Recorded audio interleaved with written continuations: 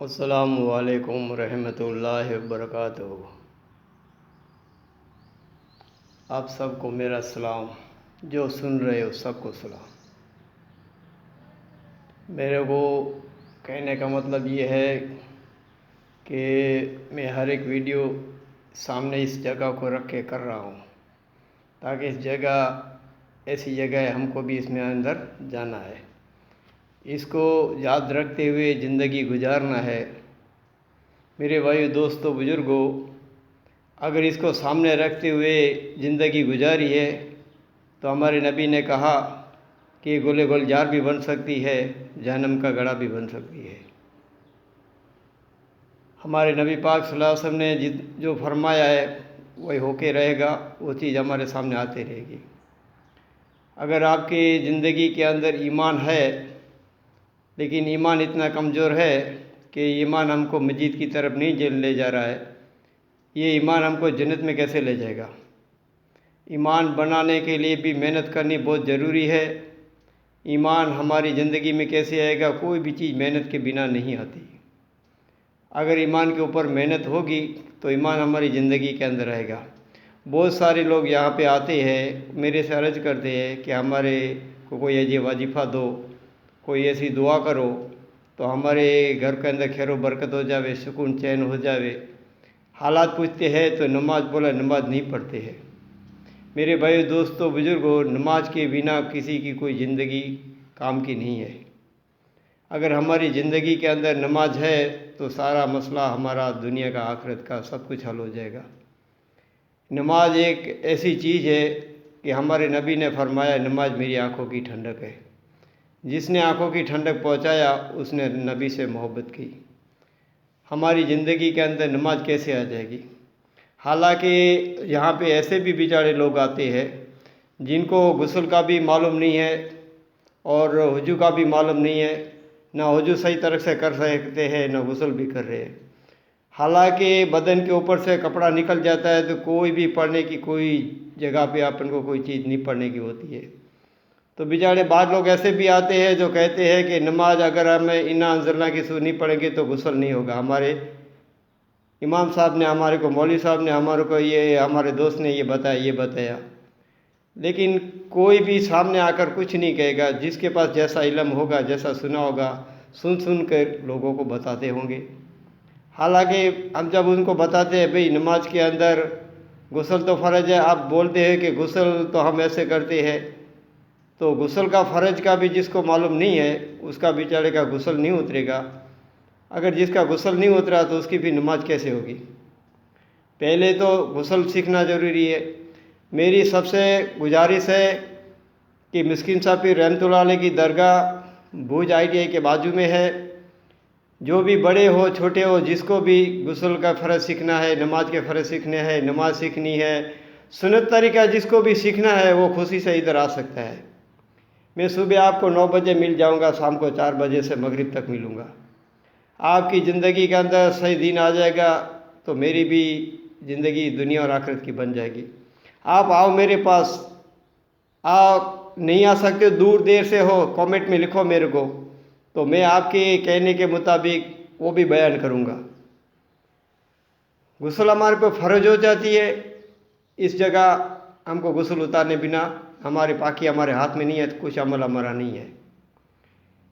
اگر ہم دیکھتے ہیں کہ وضو کرتے ہیں تو وضو کے اندر بعض لوگ تو ایسے وضو کرتے ہیں، جو ہمارے امام صاحب سے گزارش ہے میری کہ ہمارے پاس جو نماز پڑھنے کے لیے آتے ہیں، امام صاحب سے گزارش ہے کہ جو نماز پڑھنے کے لیے ہمارے پاس آتے ہیں تو ان کو کم سے کم نماز کتنی پڑھی جاتی ہے اور کم سے کم وضو کتنا ہوتا ہے، کیسے ہوتا ہے، وہ سکھائے۔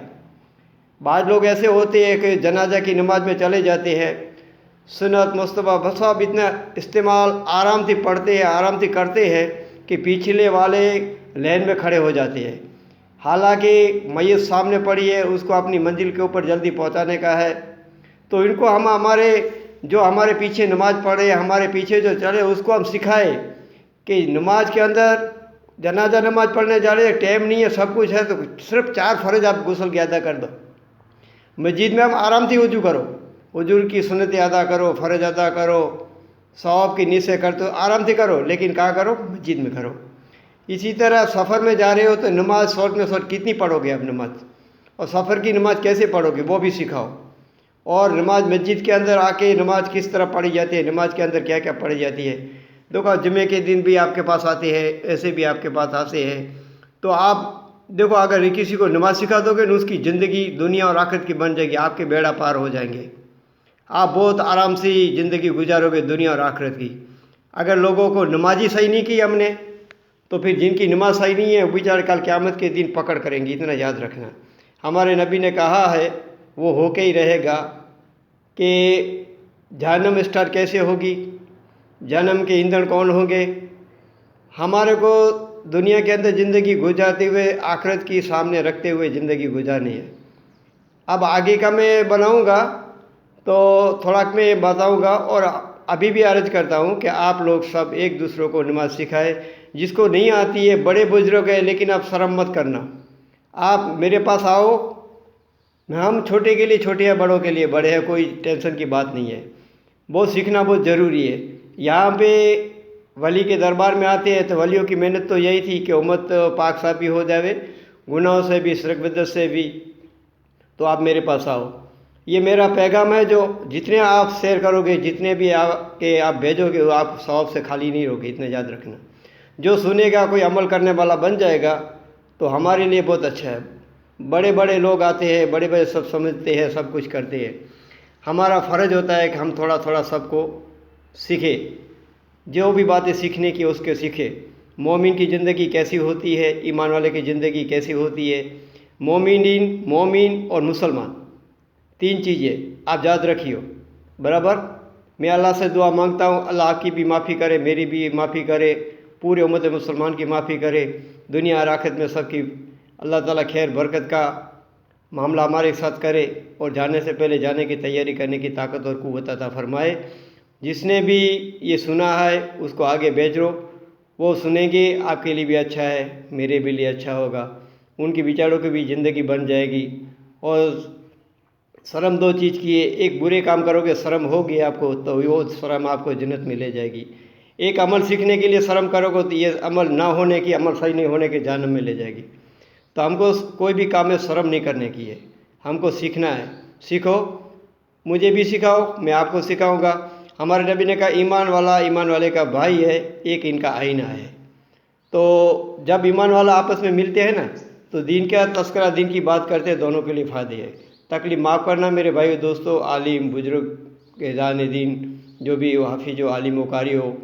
मैं आपको ताना नहीं कर रहा हूँ, मैं तो उम्मत के ऊपर देख रहा हूँ, उम्मत का मेरे पास सीधे मज़ार पे आती है उम्मत, कैसी कैसी ज़िंदगी बेचारी गुजारी है। इसलिए मेरी आपसे यही गुजारिश है। देखो मौलाना होता है ना, इमाम साहब होता है जो भी, उसको मौलाना तो कह देते हैं, तो उनकी फ़र्ज बनती है कि लक़ब हमको मिला था, हम उम्मत को अभी राह रास्ते पे लाए। इसलिए बोलता हूँ कि उम्मत के अंदर बिगाड़ ख़त्म हो जावे, उम्मत के अंदर जोड़ हो जावे, उम्मत एक और नेक हो जावे। अल्लाह से दुआ मांगे। मैं भी अल्लाह से दुआ मांगता हूँ कि अल्लाह ताला जो ये पैगाम सुने और दूसरों तक पहुँचाए, उनकी दुनिया और आखिरत दोनों बना देना, उनको नमाजी बना देना, कलाम पाक की तिलावत करने वाला बना देना, उनकी दुनिया और आखिरत दोनों संवार देना। कब्र में जाने से पहले कब्र की तैयारी करने की भी ताकत और क़ुव्वत अता फरमाना। अल्लाह से मैं दुआ मांगता हूँ, आप भी दुआ मांगो और इधर आओ, मैं आपको सिखाऊंगा।